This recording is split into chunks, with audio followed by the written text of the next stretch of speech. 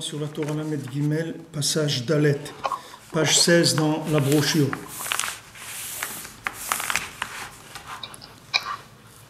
Uglal ken tsarich sheteda. Et il faut que tu saches. Donc Rabbeinu dit qu'il s'adresse à chacun personnellement.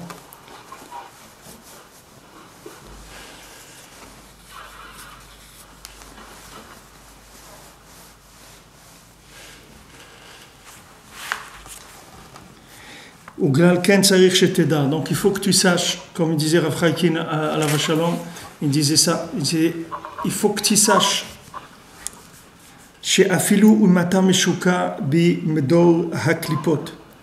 même si tu es enfoui dans la résidence des clipotes, c'est-à-dire que tu habites dans l'endroit des clipotes, c'est ça ta place, c'est là où tu te trouves. Et toi, bien sûr, le fait que tu résides dans une résidence tellement brillante, donc tu te trouves dans un niveau extrêmement bas. Donc deux choses. Tu habites dans un endroit qui s'appelle le Medour à Klipot, qui s'appelle la résidence des Klipotes. Et deuxièmement, tu te trouves dans un niveau extrêmement bas. Donc, comme on dit, tu as tout pour plaire, tu as tout ce qu'il faut.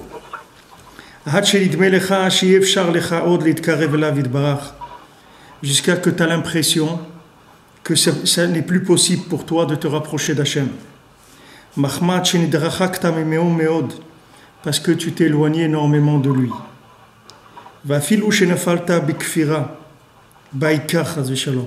Même si tu es tombé dans l'hérésie d'Hachem, c'est-à-dire comme que si quelqu'un il en arrive à ne plus croire en Dieu, du moins à dire de sa bouche que il ne croit plus, c'est-à-dire qu'il arrive à être, comme on dit, kofer beikar, c'est-à-dire qu'il remet en question l'existence même d'Hachem. Afal piken, malgré ça, teda she'afilu bimkomcha gam ken tuchal limtso lekuto. Sache que même là où tu te trouves, tu peux trouver Akadosh Baruch Hu. Là où tu es maintenant, dans l'endroit où tu te trouves. Donc quand même, les conditions, elles sont assez spéciales. La personne, elle habite dans la résidence de la Touma. Deuxièmement, elle se trouve dans les niveaux les plus bas qui existent. Troisièmement, elle est arrivée même à renier même l'existence d'Hachem. Comme les apékorsim d'Ouman, qui se sont rapprochés chez Rabbeinu. Il y avait comment il s'appelait, Schleib et Lando et Wiesel. C'était les trois apékorsim d'Ouman qui avaient fait un pacte qu'ils ne prononceraient jamais le nom d'Hachem. Donc c'est vraiment qu'ils sont arrivés très loin de plus prononcer le nom de faire un pacte de ne pas prononcer le nom d'Hachem. Donc ça veut dire qu'ils sont tombés très bas. Malgré ça, Rabbeinu te dit, sache que dans l'endroit où tu te trouves, tu peux trouver Akadosh Baruch Hu.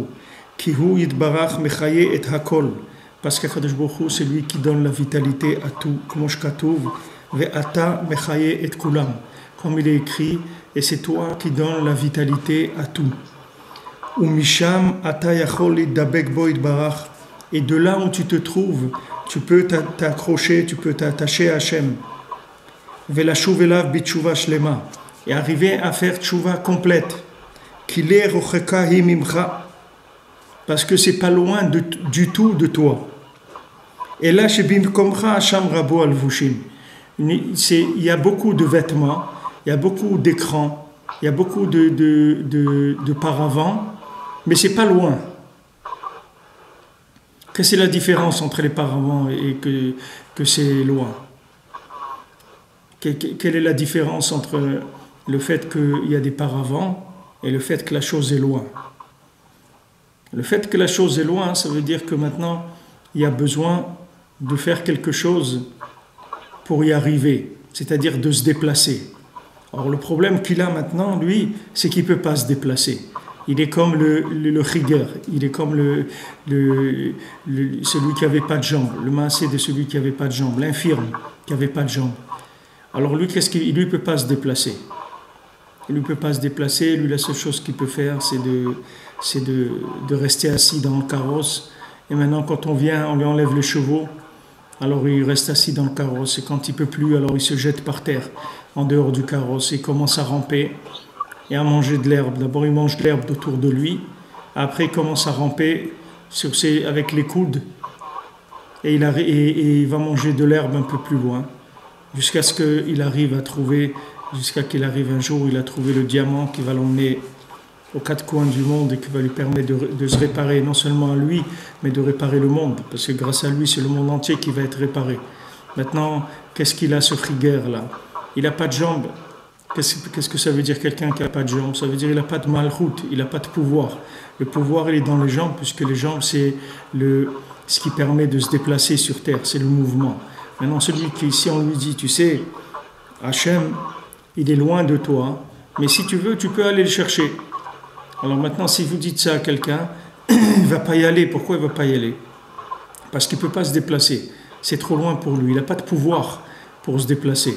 Mais maintenant, si vous lui dites, Hachem, il est à côté de toi, Mamash à côté de toi, il y a juste quelques paravents qui te cachent, qui te séparent de lui, alors là, la personne, elle va voir les choses différemment. Là, ça va être autre chose. Parce qu'elle va dire, attends, Hachem, il est là, il est juste derrière ce paravent-là, ou ces paravents, même s'il y en a 10, mais il est juste là, il est à côté de moi. C'est-à-dire, je n'ai pas besoin de faire un mouvement, de me déplacer, d'aller vers un niveau quelconque.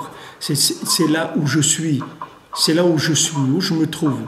J'habite dans la Touma, moi-même je suis complètement vendu à la Touma, et je suis même arrivé à avoir des doutes sur l'existence d'Hachem. J'ai des choses terribles qui me persécutent comme ça.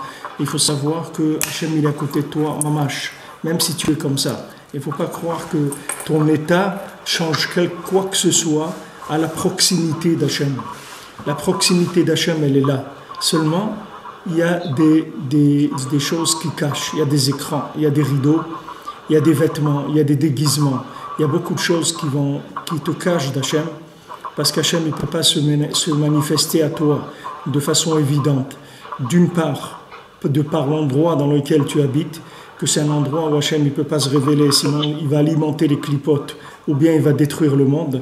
C'est-à-dire, d'un côté, si on penche dans le chesed, alors Hachem il va faire l'alimentation de la clipa comme il fait Ishmaël, ou bien de l'autre côté, si Hachem il se révèle plus que la possibilité d'alimentation de la clipa, alors ça va être Esav, c'est le côté gauche, ça va être la destruction de l'humanité.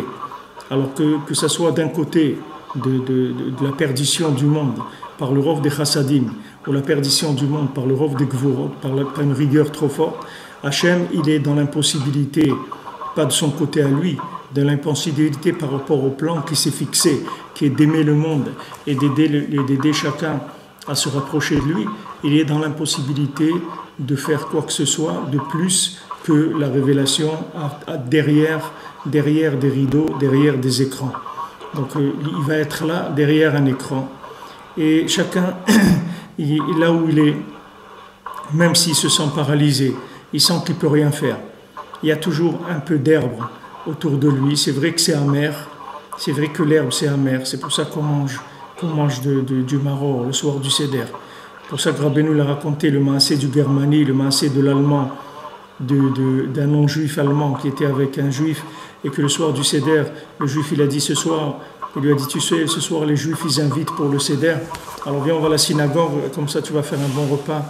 Alors ils se sont fait inviter, les juifs ils pensaient que cet allemand c'était un juif, donc ils l'ont invité. Et lui, il attend pour le manger, il attend, voilà, on fait kidouche, on commence à faire netilat yadayim, on mange du karpas, on mange des trucs, on mange ça, on mange l'autre, et on dit toute la Haggadah, et lui, il n'en pouvait plus, il avait faim. Et après, en fin de compte, après tout ça, qu'est-ce qu'on mange? Le maror. Alors quand il mange le maror, l'allemand, il n'en peut plus, il se lève, et il s'en va, il dit excusez-moi, je dois rentrer, je me sens pas bien, et il s'en va. Alors après, il trouve le juif, il lui dit qu'est-ce que tu m'as roulé et tout, c'est ça le repas, regarde ce qu'ils ont mangé, des herbes amères et des trucs. Alors le juif, il lui a dit dommage que tu n'as pas attendu un petit peu, parce que le repas, il vient tout de suite après le maror. Après le maror, on sert le repas. Toi, tu es parti au meilleur moment, le moment où on allait te servir, tu étais parti. Alors, c'est Rabbeinu qui a raconté ce maasé de l'allemand. C'est pas un machal stam. C'est le Rebbe qui a raconté ça. C'est-à-dire que chacun d'entre nous, il a en lui une clipa d'un Allemand, c'est-à-dire une clipa d'Esav, que cette clipa d'Esav, elle veut arriver rapidement, elle veut conclure les choses rapidement, arriver relativement à être intégré dans un niveau de conscience, dans un niveau de pratique, en Eretz Israël, là, chacun où il veut être déjà intégré, etc. C'est très bien, c'est tout à son honneur qu'il veut tout ça. Mais le problème, c'est que maintenant, il faut attendre. Parce qu'on va faire Netilat Yadayim, on va faire le Kiddush, on va faire ça, et on va manger ça, et on va manger l'autre, on va manger les kazaïs de matzah, tout ça. Et après tout ça, comme on dit, pour conclure, pour finir en beauté, on va manger un kazaïd de maror, c'est-à-dire mamash, que c'est de l'herbe amère, et c'est lui qui mange le maror comme il mangeait avant le réfort. Avec Slébin, on mangeait ça. Bon, on avait l'habitude là-bas de manger ça, mais c'était quelque chose de terrible à manger, de manger le réfort comme ça, le cru. Et c'est mamash une sakana de manger ça, c'est terrible. Comment ça brûle, comment ça c'est bien pire que de manger de la moutarde à la cuillère, c'est très très dur à manger.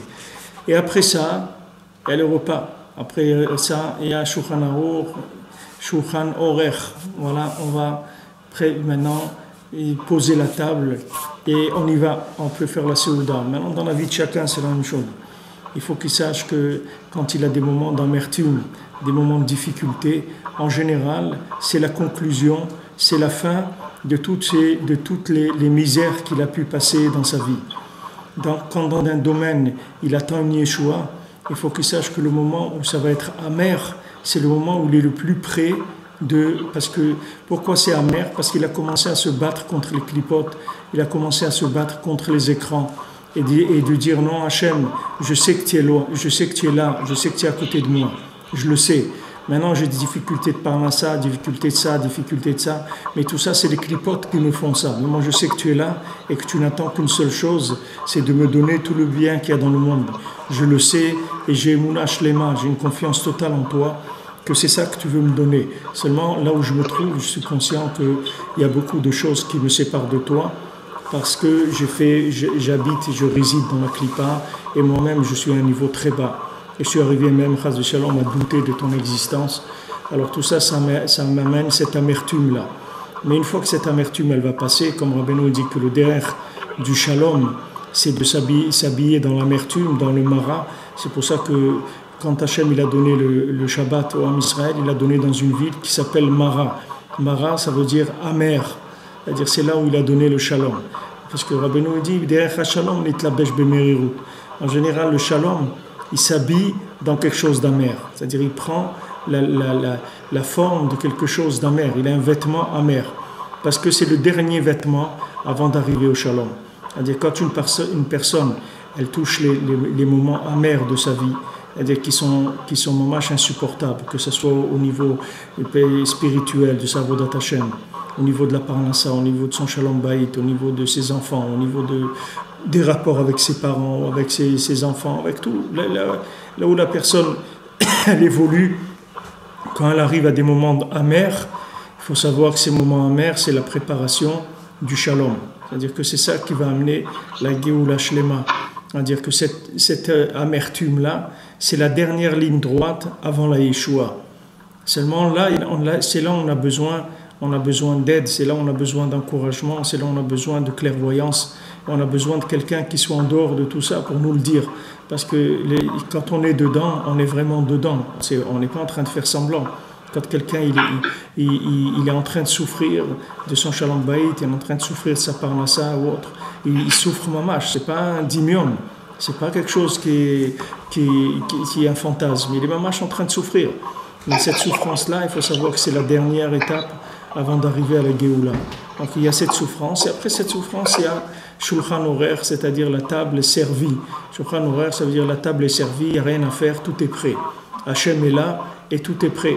Quand j'ai trouvé Hachem, j'ai tout trouvé, comme il a dit Yaakov à Esav. Et à Esav, il a dit Yesh li rav, moi j'ai beaucoup de choses.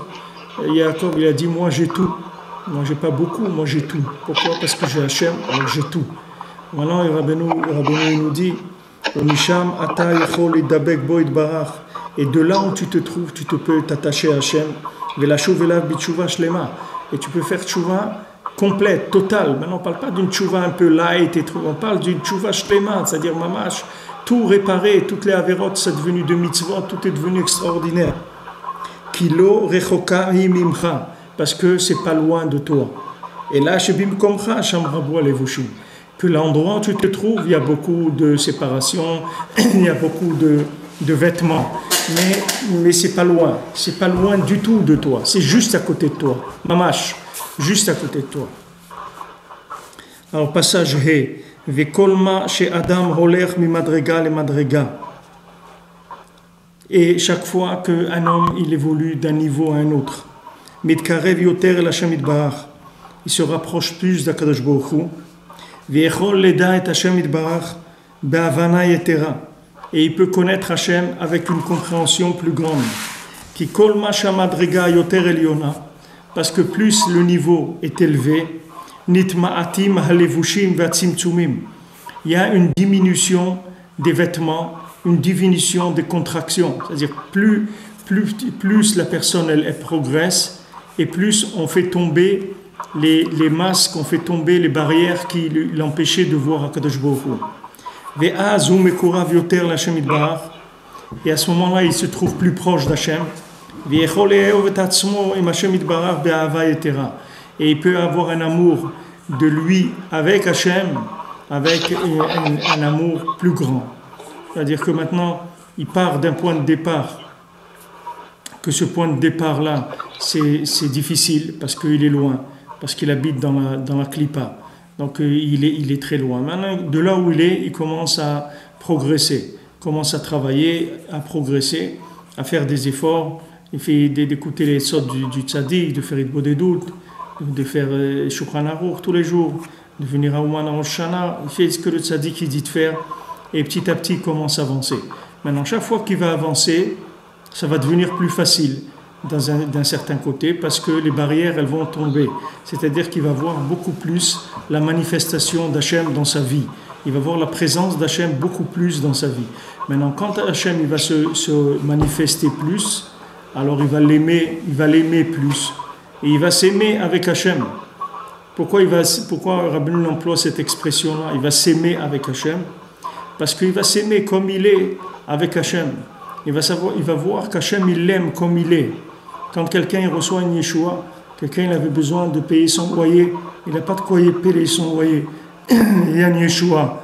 Quelqu'un il avait un problème Shalom Bayit, il y a une Yeshua. Quelqu'un il n'avait pas d'enfant, il y a une Yeshua. Quelqu'un il a besoin de se marier, il a une Yeshua. Chaque fois qu'il voit une Yeshua d'Hachem, alors à chaque fois l'amour pour Hachem il augmente. Parce que la Yeshua c'est la rencontre avec Akadosh Baruch Hu. Donc quand quelqu'un va rencontrer Hachem, il va être plus joyeux. Voilà, maintenant il se sent, il va s'aimer avec Hachem. Il y a des gens qui croient aimer Hachem, mais ils se détestent eux-mêmes comme ils sont. Ils ne se supportent pas comme ils sont. Et ça, c'est une erreur, parce que quelqu'un, il ne peut pas aimer Hachem s'il ne s'aime pas lui-même. C'est impossible. C'est impossible. Quand on dit « comment tu vas aimer l'autre si tu ne t'aimes pas toi-même? Comment tu vas aimer Hachem si tu ne t'aimes pas? Toi, tu ne te supportes pas. Toi, tu voudrais être un champion olympique de la Torah. C'est-à-dire, tu as la clipa des Grecs en toi, c'est ça que tu voudrais. Tu veux être une réussite totale dans la Torah. Un homme qui soit un symbole de la réussite dans la Torah, de la réussite dans tous les domaines. Voilà ce que tu voudrais être. Ah, et maintenant, tu n'es pas comme ça, parce que tu vois que tu es un pauvre type, comme la plupart des gens. Alors tu t'aimes pas, tu aimes beaucoup Hachem, tu crois aimer Hachem, tu dis Hachem il est bon, Hachem il est grand, malgré comme je suis, Hachem il me donne, bon Hachem et tout, mais toi tu te détestes, tu t'aimes pas comme tu es. Tu voudrais, si tu pouvais renaître, si on pouvait te donner un formulaire et à remplir, on te dirait, monsieur, madame, si vous pouviez renaître, comment vous auriez choisi de renaître? Sous quelle forme vous auriez choisi de renaître? Et là, vous verrez qu'est-ce que les gens iront remplir. Vous allez vous plier de rire. Vous allez voir de quoi les gens y rêvent. Comment ils auraient aimé renaître. Dans quoi ils se voient renaître. Maintenant, une fois qu'il a rempli ce formulaire-là, ce qu'il devrait faire, c'est aller chez les gens qui sont comme ça. C'est-à-dire, comme lui, il a écrit dans son formulaire, que si je devais revenir dans ce monde, j'aimerais renaître, si j'avais la possibilité, j'aimerais renaître sous telle forme d'individu. Alors, une fois qu'il a répondu à cette question, il devrait aller voir les gens qui existent, qui sont la forme qu'il a choisie. Et il va voir comment ces gens-là, ils ont des problèmes, au moins comme les siens, si ce n'est pas pire que les siens. Et là, il va comprendre que comme il est, Hachem, il l'aime comme il est. Il n'a pas besoin d'être quelqu'un d'autre. Comme il est, Hachem, il l'a accepté comme il est, et Hachem, il l'aime. Si Hachem, il t'aime, pourquoi toi, tu t'aimes pas? Pourquoi tu t'acceptes pas comme tu es? Baruch Hashem, regarde tout ce que tu as fait de beau dans ta vie, ça fait des choses merveilleuses, Baruch Hashem. Pourquoi tu t'aimes pas? Quand tu vas t'aimer avec Hachem, tu vas beaucoup enlever les barrières qui te séparent d'Hachem. Parce qu'une des barrières principales qui sépare d'Hachem, c'est quand la personne ne s'aime pas elle-même. Si elle ne s'aime pas elle-même, qu'est-ce qu'elle dit? Elle dit que Hachem, il est bon, mais il crée des gens qui ne sont pas bons. Il y a un exemple, c'est moi. Moi, je suis quelqu'un qui n'est pas bien. Hachem, qu'est-ce que ça veut dire? Hachem, il crée des gens qui ne sont pas bien. Hachem, il crée que du bien, il n'y a que du bien dans le monde, c'est tout ce qu'il y a. Maintenant, les gens, ils se trompent, ils se sont détournés, ils vont vers du mensonge, etc. Ça, c'est autre chose. Mais les gens, ils sont bien. Bon, Hachem, il a créé que du bien. Bifrat, quelqu'un qui est zoché d'être le kaïm des mitzvot, d'aider le Ham Israël, d'aimer le Ham Israël, se rapprocher du Ham Israël. Tout ça, c'est des merveilles de la création. Il faut remercier Akadosh Baruch Hu toute la journée.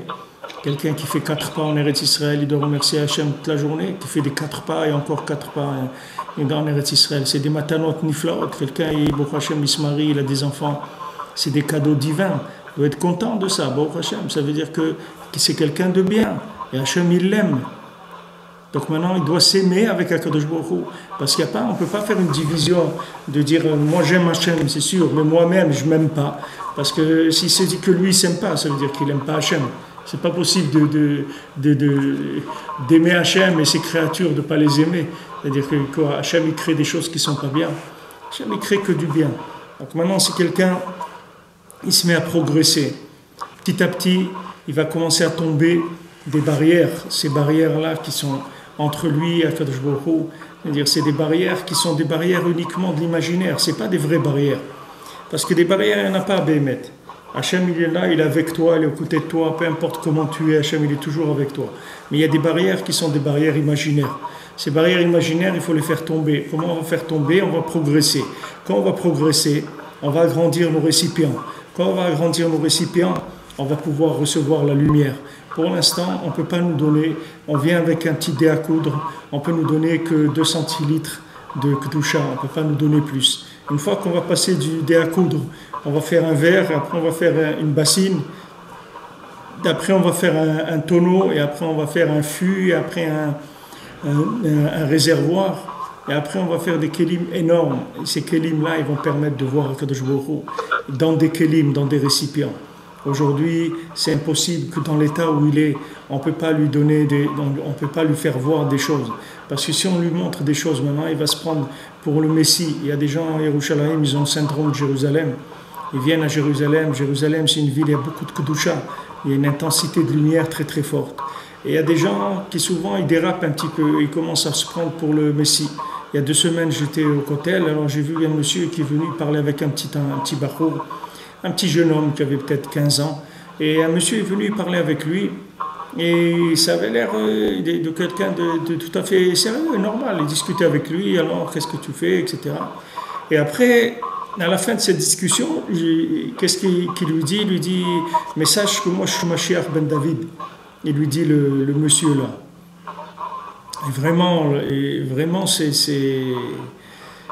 c'est ça Mashiach ben David, maman, c'est dommage pour la... C'est dommage pour la mise en scène, parce que vraiment, ça aurait été un Isaïon pour le monde, si c'était lui vraiment, Mashiach ben David. Voilà. Mais il était très sérieux, le gars. Hein. Il n'était pas énervé du tout, il ne criait pas. Il était habillé proprement, c'était pas un fou du tout. Il avait pas, des fois il y en a qui ont des arcs de David, d'autres. Non, celui-là c'était un light, un révolutionnaire gentil, un gars sympa, pas de problème. Mais voilà, il dit à quelqu'un, moi je suis Mashiach ben David. Pourquoi il se prend pour Mashiach ben David?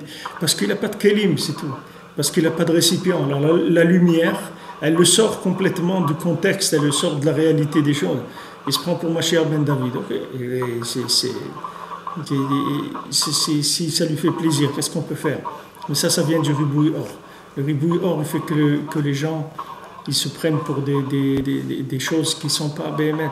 Alors que quelqu'un soit un père de famille honnête et qui gagne sa vie honnêtement et qui s'occupe de sa femme et de ses enfants, qu'il aille à la choule tous les jours, qu'il mette ses tefs et tout ça, c'est nifla meod.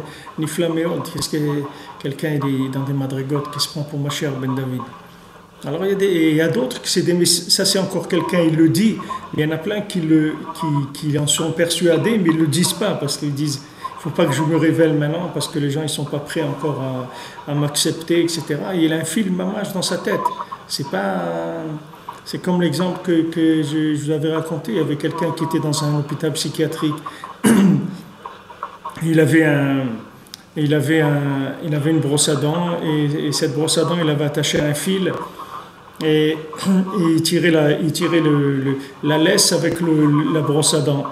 Alors, ils sont venus voir le professeur de l'asile, ils lui ont dit écoutez, il y a un monsieur là, ça n'a pas l'air d'aller trop bien parce qu'il a une laisse avec une brosse à dents et il prend la brosse à dents pour un chien, donc il est là, il fait promener son chien et c'est une brosse à dents qu'il a attachée au bout de la laisse. Alors le professeur il le convoque, il lui dit monsieur, un tel, etc. Qu'est-ce que vous avez là, la laisse avec... c'est quoi que vous tirez là, avec la laisse? Il lui dit, mais monsieur le professeur, vous voyez bien, c'est une brosse à dents. Je m'amuse avec ma brosse à dents, c'est tout. Bon, le professeur, il lui a dit, vous pouvez partir. Il a vu, il est normal. Alors quand il sort, le monsieur, avec la brosse à dents, il dit à la brosse à dents, on l'a bien eu, Médor. On l'a bien eu. Hein. C'est-à-dire que maintenant, lui, il a compris que les gens, ils sont fous. Maintenant, lui, il croit qu'il est normal. Pour lui, la brosse à dents, c'est un chien. Mais il ne faut pas qu'ils disent aux gens, parce que les gens, maintenant, ils ne sont pas au niveau d'accepter cette réalité-là. Donc, à eux, il leur dit que c'est une brosse à dents. Ben les gens, c'est comme ça. C'est-à-dire, ils sont dans le ribouille or. C'est-à-dire qu'ils ont plus de lumière que ce qu'ils peuvent. Et ça leur donne des fantasmes dans la vie.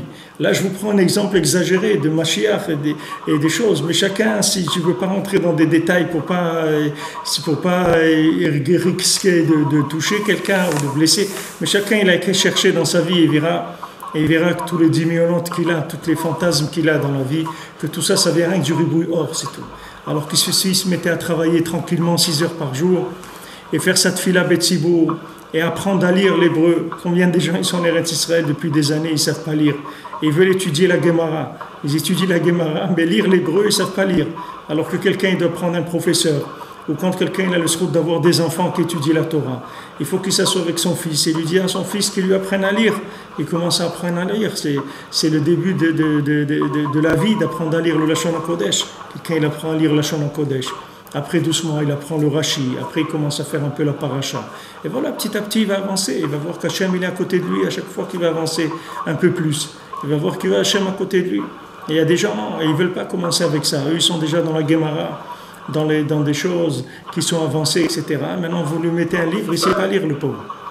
Vous voyez, c'est ça le ribouille or. Les gens, ils disent non, mais vous ne pouvez pas vous permettre à votre âge. À votre âge, vous n'allez pas commencer à apprendre à lire. Alors, quand est-ce que je vais apprendre à lire alors? Si je n'apprends pas à mon âge, quand est-ce que je vais apprendre? Dans la tombe, je vais apprendre. Quand est-ce que je vais apprendre à lire? C'est maintenant, aujourd'hui, ailleurs, je vais commencer à lire. Il faut bien que j'apprenne un jour. Ok, je n'ai pas appris. J'étais au Talmud Torah, je faisais rien, etc. Alors aujourd'hui, je vais commencer à apprendre à lire. Et petit à petit, je vais avancer. Et ça peut aller très vite. Seulement, il faut commencer par le commencement. Il ne faut pas commencer par des ribouilles or. Le début de la mise en place du système du judaïsme, il n'est pas difficile. Il faut commencer par des choses simples. Il faut commencer par la parnassa, le shalom bayit, l'éducation de ses enfants. Une fois que ça c'est en place, on peut parler d'autre chose. Tant que ça ne fonctionne pas, c'est pas la peine de parler d'autre chose, ça veut dire que c'est tout du ribouille or. Il faut d'abord mettre en place ça, c'est la structure du judaïsme, c'est la structure, c'est le mishkan du judaïsme. C'est là-dedans que le judaïsme, il va pouvoir se réaliser. Mais d'aller sauter dans des niveaux alors que ça ne marche pas, ça ne sert à rien. Ça ne sert à rien du tout. Qu'est-ce que quelqu'un il va faire entrer dans du ribouille or, après il va commencer à s'énerver sur tout le monde, parce qu'il ne supporte pas les autres, que soi-disant les autres, ils n'ont pas de vérité, que lui, il est beaucoup plus vrai que les autres. Alors que les massés, c'est un dimion total, il est dans des fantasmes complètement. D'abord, commencer à ça. Des echeretz kadma la Torah. Qu'est-ce que c'est des echeretz? C'est qu'un ben adam normal. Il a même parnassé à la maison. Il n'est pas toujours en train, tous les fins de mois, en train de faire le tour du monde pour payer ce qu'il a à payer. Après, il a du shalom bayit. Il se comporte normalement, sa maison, elle est bien. Sa femme, elle est contente, elle est souriante, elle est bien. Ses enfants, ils sont bien. Une fois que ça marche, allez, on avance, on passe à autre chose. Mais si ça ne marche pas, c'est pas la peine d'aller plus loin. Il faut arranger ça d'abord. Après, on va plus loin. Pour l'instant, c'est ça mon niveau. Elle va que quelqu'un réussisse ça dans sa vie, il sera déjà un grand sadique, il peut quitter ce monde, sans avoir honte. Quelqu'un qui est arrivé à ranger ces points-là dans sa vie, il peut s'estimer heureux, il peut quitter ce monde vraiment dans la joie. Alors maintenant, une fois que quelqu'un il va enlever ses vêtements, c'est-à-dire ses vêtements qui le séparent d'Hachem, ses remparts, qui sont des remparts en papier, c'est des remparts qui sont que des remparts imaginaires, mais c'est les remparts imaginaires qui sont créés par le temps dans lequel lui, il vit. Le fait que lui, il est soumis au temps, il est soumis à des impressions de temps, c'est-à-dire qu'il a l'impression qu'il a le temps, ou qu'il a l'impression qu'il y a du temps. Mais il va voir, Bezrat Hashem, quand quelqu'un il va avancer un peu dans l'âge, il va voir qu'un jour, il va prendre ses petits-enfants sur ses genoux, il va voir que c'est un clonage. Le jour où il prenait son fils sur ses genoux, le jour où il prend son petit-fils sur ses genoux, il ne s'est pratiquement pas passé de temps. C'est comme si vous faites copier-coller dans un programme. Faites copier, ouvrez un nouveau document, collez. Et voilà, c'est fait. Ça a pris quoi? 2 secondes. Mais c'est la même chose.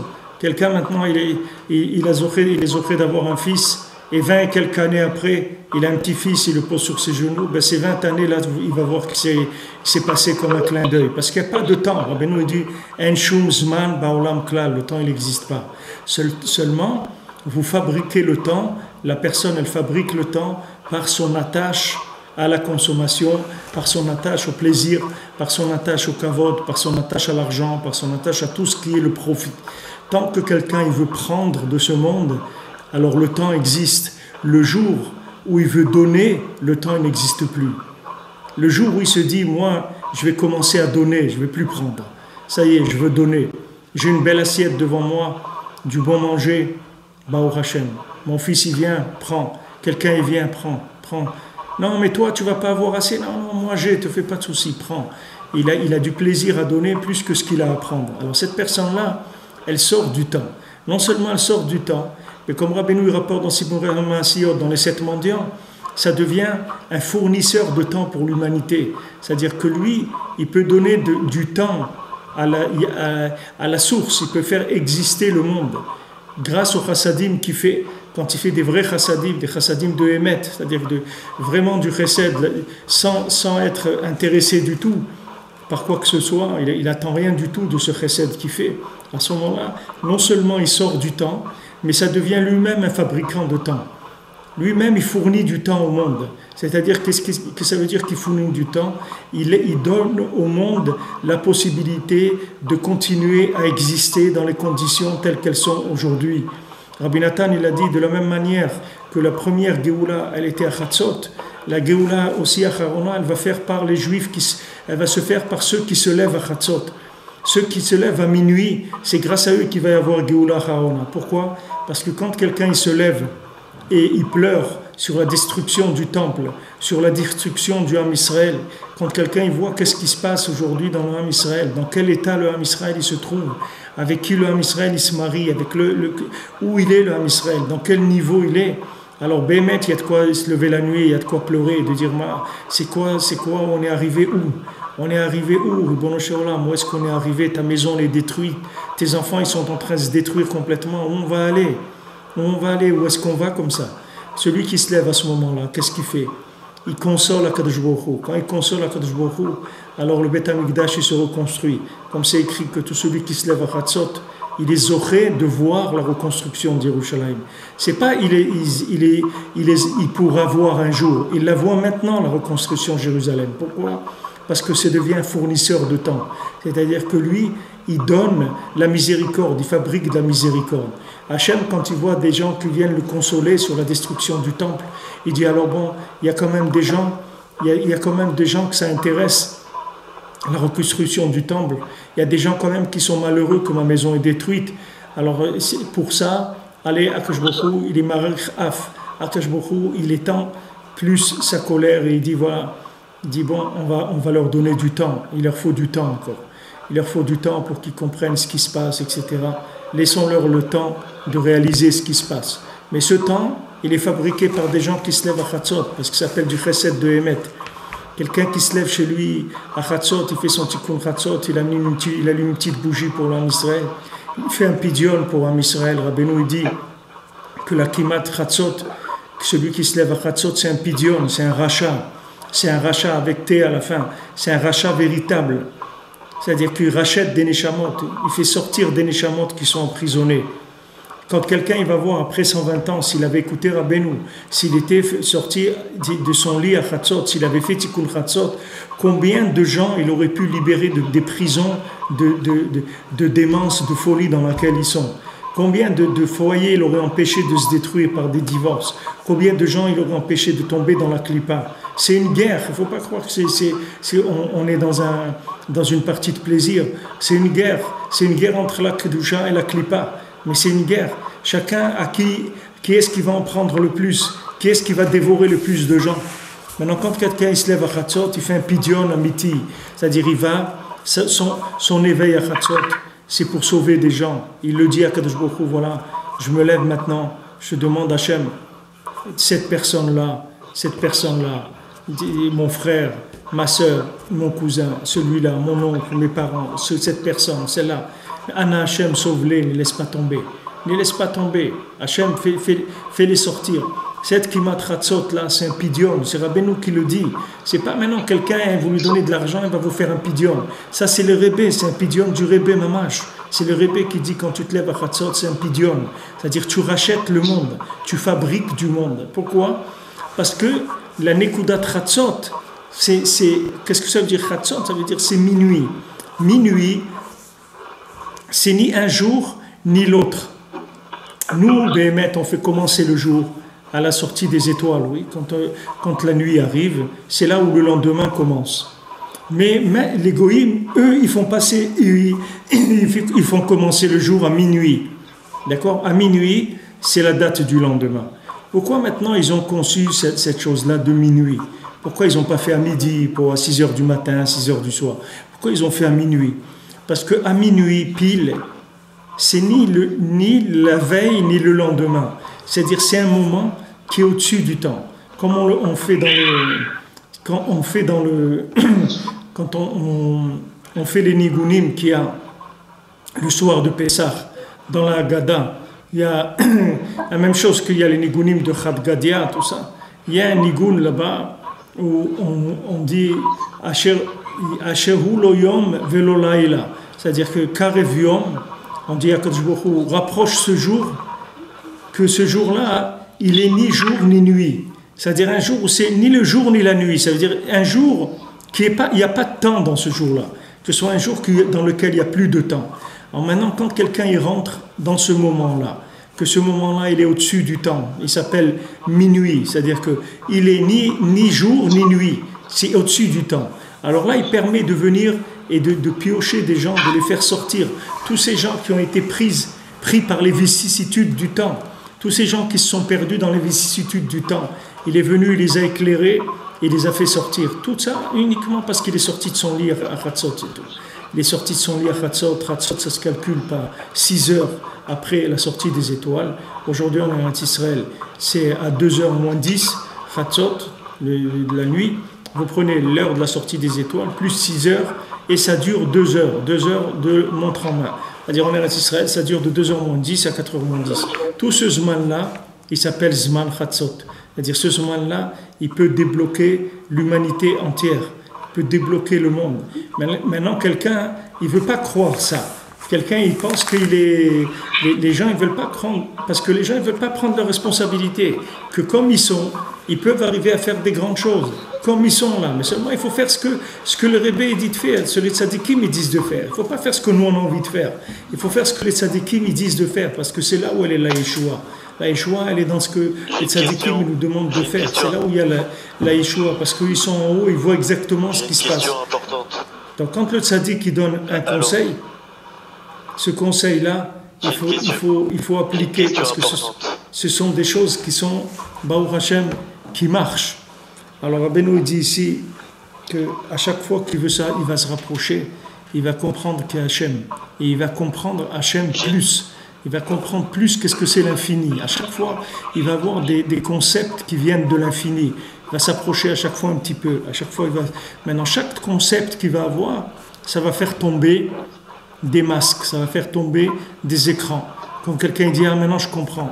Avant, ça y est, avant je ne comprenais pas pourquoi c'était comme... Maintenant, ça y est, je comprends. Ça y est, ça le calme. Maintenant, il comprend. Chaque fois, il va comprendre plus. Chaque fois, il va comprendre plus jusqu'à qu'il va arriver à un amour pour Akadosh Baruch Hu extraordinaire, qu'il va s'aimer avec Hachem.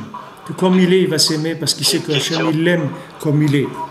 Or, Rabbeinu dit, passage Vav, « Veyesh yemetov vimera » Il y a des jours qui sont des jours bien et des jours qui ne sont pas bien. Vayamim nikraim midot. Les jours, ça s'appelle des midot. C'est-à-dire les jours, ça s'appelle des mesures. Comment je katouve ou midat yamai, comme c'est écrit dans Télim, les mesures de mes jours. Va midot hem Torah. Maintenant, les mesures, c'est la Torah. Qui colle la Torah et midot d'Akadosh Baruch Hu. Parce que toute la Torah, ce sont les midot, les mesures d'Akadosh Baruch Hu. Ki hi medaberet mi'ahava ve'ir'a ve'shar midot. Parce que la Torah, elle parle de l'amour, elle parle de la crainte, elle parle d'autres midot, d'autres mesures. Uba nivreu almin. Et avec la Torah, Akadosh Baruch Hu, il a créé les mondes. Ve'otioteha hem mechaim et kol davar ve'davar. Et les lettres de la Torah, ce sont elles qui donnent la vitalité à chaque chose. Et là, chez Mbetzimtzum Yoter, les lettres de la Torah, elles sont plus contractées. Kol Mash Madrega il est Matayoter. Plus le niveau il est inférieur, et plus il y a contraction de la lumière. C'est-à-dire qu'il y a moins d'évidence. Plus on descend, et moins il y a d'évidence. C'est comme si vous prenez quelque chose, on le met dans un emballage. Alors, chaque fois qu'on va descendre plus, on va mettre plus d'emballage et de l'emballage. La chose, elle est toujours là, c'est la même. Que vous la preniez au niveau du tzaddik ou que vous la preniez au niveau de quelqu'un qui est un rachat, la chose elle-même, c'est la même. C'est Hachem. C'est Hachem, c'est les midot d'Hachem, c'est la Torah. C'est la même chose. Seulement, c'est emballé, c'est tout. C'est-à-dire que maintenant, dans le niveau là où il est, lui, il peut avoir peut-être 100 emballages ou 200 emballages ou 500 emballages avant d'arriver au diamant qui a dans la petite boîte. Alors que maintenant, quand il va monter, à chaque fois, il va enlever des emballages jusqu'à qu'il va déjà voir, dès qu'il va commencer à enlever quelques emballages, il va commencer à voir la lumière du diamant qui commence à déjà un petit peu une lueur. Comme on dit, Matzmiach Keren Yeshua, Akadosh Baruch Hu, il fait pousser le rayon de la Yeshua. C'est-à-dire que la personne, elle commence à voir un petit peu la Yeshua. Une des questions qu'on demande à la personne, Tzipita Yeshua, est-ce que maintenant tu as attendu la Yeshua? Est-ce que tu as espéré dans la Yeshua? Béhémet, tu as envie de changer, t'es midot, tu as envie d'obtenir des choses. Est-ce que tu as espéré? Est-ce que tu étais dans l'attente de recevoir cette délivrance-là? Alors maintenant, Kadosh Baruch Hu, le Matzmiach Keren Yeshua, Kadosh Baruch Hu, il fait pousser que la personne, elle voit un petit peu des lueurs de la Yeshua. Quand maintenant, elle va commencer à enlever des emballages, petit à petit, le diamant, la lumière du diamant, elle va commencer à éclairer un petit peu. Et quand elle va commencer à éclairer, alors il va aller plus vite parce qu'il va commencer à travailler plus parce qu'il a dit, voilà, maintenant, on m'a montré ça. Alors c'est sûr qu'il faut que je travaille plus. Des fois, quelqu'un, il travaille dans une mida, il travaille dans une certaine mesure qu'il veut obtenir, et il ne sait pas du tout il n'arrive pas à rentrer dans cette chose-là, parce que c'est ailleurs qu'il a un problème, c'est pas ici. La porte pour rentrer dans cette chose-là, elle se trouve ailleurs. Et lui, il est en train de travailler sur quelque chose et il ne comprend pas pourquoi il n'avance pas. Mais Béhémet, ce n'est pas parce qu'il ne travaille pas ou il n'avance pas, c'est que par Mina Shamaïm, on ne lui a pas encore donné le srout de voir la porte d'accès. Et quand maintenant, quelqu'un il va travailler sur une mida, il va voir que l'autre mida qui l'embêtait tellement, il va arriver à rentrer dedans, à la réparer. Mais ça, c'est un srout Mina Shamaïm. Rabbeinu dit que même quand on étudie la Torah, il faut pas s'acharner à comprendre quelque chose si on voit qu'on ne comprend pas. Parce que Rabbeinu dit souvent, la porte d'accès à la compréhension de ce texte, il se trouve dans un autre endroit de la Torah. Comme c'est écrit, la Torah, elle est Aniya bimkoma, elle est pauvre dans son endroit, et Ashira bimkoma acher, elle est riche dans un autre endroit. Qu'est-ce que ça veut dire? Ça veut dire que dans son endroit, des fois là où il est en train d'essayer de s'acharner, c'est pauvre. C'est-à-dire qu'il n'arrive pas à rentrer. Mais dans un autre endroit de la Torah, il y a la porte d'accès à cette étude-là. Donc quand il va continuer à étudier tranquillement, il va passer devant la porte qui fait rentrer dans l'étude dans laquelle il était bloqué. Et quand il va reprendre son étude dans un autre cycle, il va voir qu'il va rentrer facilement parce qu'il a trouvé la porte d'accès qui se trouvait ailleurs. Alors maintenant, quand quelqu'un, il est là, il travaille sur une mida, il faut savoir que les midot, ce n'est pas quelque chose de pachout. C'est pas quelque chose de simple. Si quelqu'un il a une certaine mida, il faut qu'il y ait un problème. Si quelqu'un il est nerveux, ou il est envieux, ou il est radin, ou il aime manger, ou il aime dormir, là il a de la paresse. Il faut pas croire que le problème de la paresse, c'est la paresse. La plupart du temps, le problème de la paresse, c'est pas la paresse elle-même. C'est autre part. Par exemple, quelqu'un, il peut faire en sorte que son manger, c'est ça qui lui donne de la paresse. Et que maintenant, Mina Shamaïm, on va avoir pitié de lui, on va lui dire, écoute, fais un peu des efforts dans le manger, commence un peu à arranger ta façon de manger, et ce que tu manges, les quantités, la qualité, etc. Et il va recevoir ça.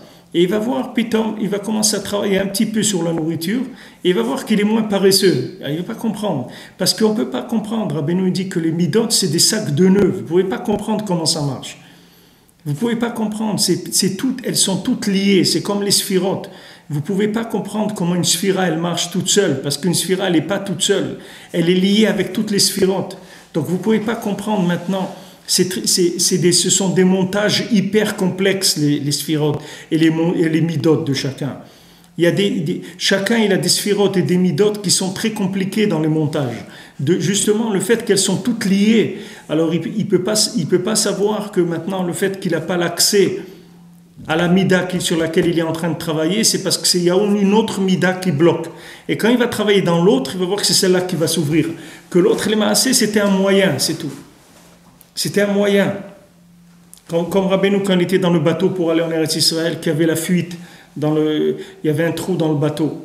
Alors les gens, ils étaient en train de remplir des seaux et de vider, de remplir des seaux et de vider. Ils lui disaient, et toi là, tu veux pas nous aider là? Qu'est-ce que tu fais? Toi aussi, tu es dans le bateau avec nous. Si on coule, ben on va tous couler, toi aussi. Comment tu es là?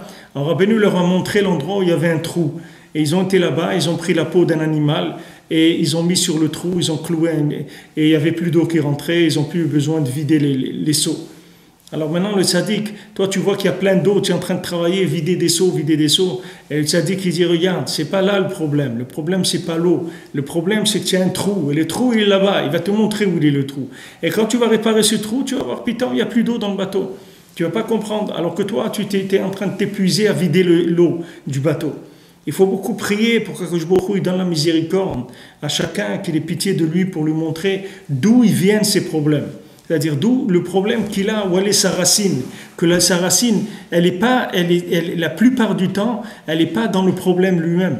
Elle est ailleurs. C'est-à-dire ce problème, il est aggravé par un autre déséquilibre. Ce n'est pas ce problème-là. Ce problème-là, il subit le déséquilibre d'un autre endroit. Alors quand il va réparer là-bas, cette chose-là va s'arranger aussi, il va se calmer, il va voir qu'il va avoir beaucoup moins de difficultés dans cette chose-là. Alors maintenant, Rabbeinu dit, sache que plus tu descends, et plus la lumière, elle est cachée, elle est contractée. Maintenant,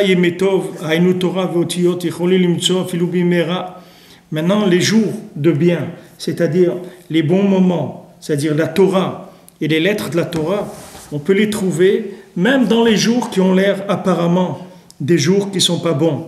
C'est-à-dire que maintenant, Beyom Shem Leshonot Hagoyim. Alors maintenant, qu'est-ce que c'est les Yemera? C'est les Leshonot Hagoyim. C'est les langages des nations, ou Midetoem Araot, et leurs mauvaises midot. Voilà qu'est-ce qui s'appelle Yemera. Vous voyez, c'est clair ce que dit Rabbeinu. Qu'est-ce qui s'appelle des jours mauvais? Qu'est-ce qu'il dit? Quels sont les mauvais temps? Comme on dit, un sale temps, il fait un sale temps. Qu'est-ce que les mauvais temps? C'est-à-dire, quand est-ce que les temps ils sont mauvais? C'est quoi les mauvais temps? C'est les langages des nations et les midotes des nations. C'est ça qui fait que la personne, elle vit dans le mal, qu'elle a des moments qui sont mauvais.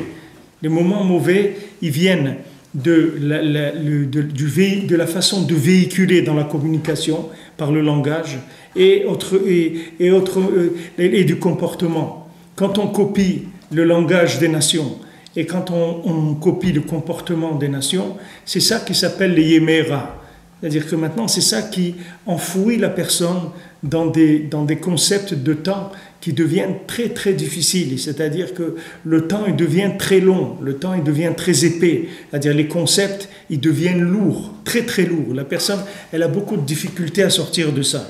Alors, Bezrat Hashem, ça, je ne vais pas continuer maintenant parce que on va essayer d'ouvrir ce sujet-là.